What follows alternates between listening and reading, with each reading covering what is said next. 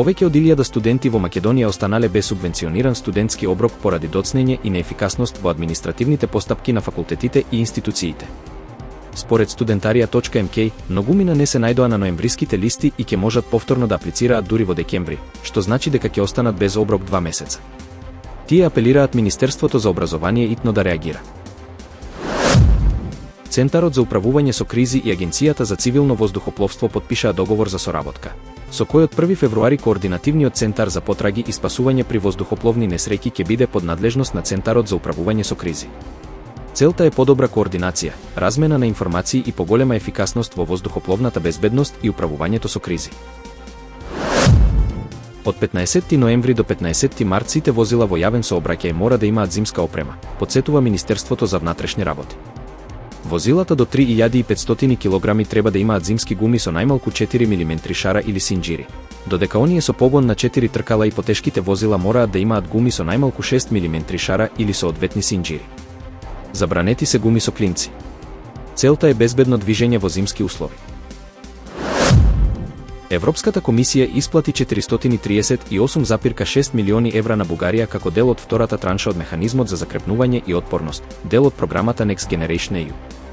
Средствата се наменети за поддршка на реформи во правосудството, образованието, енергетиката и јавните набавки. Исплатата е делумна, а остатокот ќе биде префрлен откако Бугарија ќе исполни преостанатата обврска за борба против корупцијата. Грчката полиција уапсила 68 годишен маж кој држал 58 мачки затворени во напуштена зграда без храна и вода.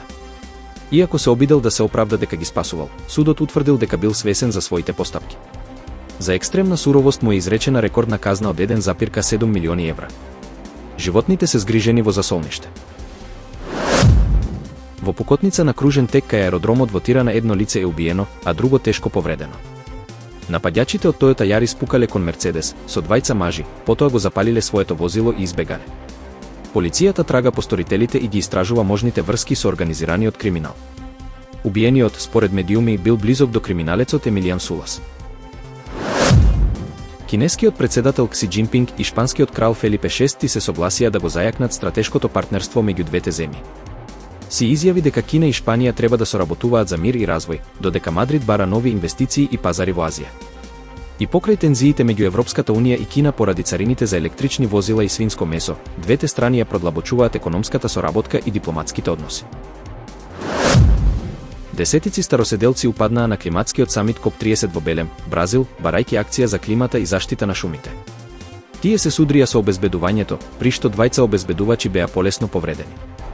Демонстрантите протестираа против агробизнисот, нелегалната сеча и рударството во Амазонија.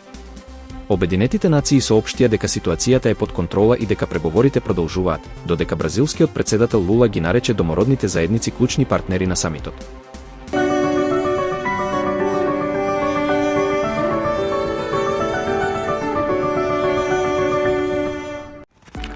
Времето денеска предпладне е поудделни котлини со услови за појава на магла. Преку денот сончево време со мало до умерена локална облачност. Ќе дува слаб до умерен ветер од северозападен правец.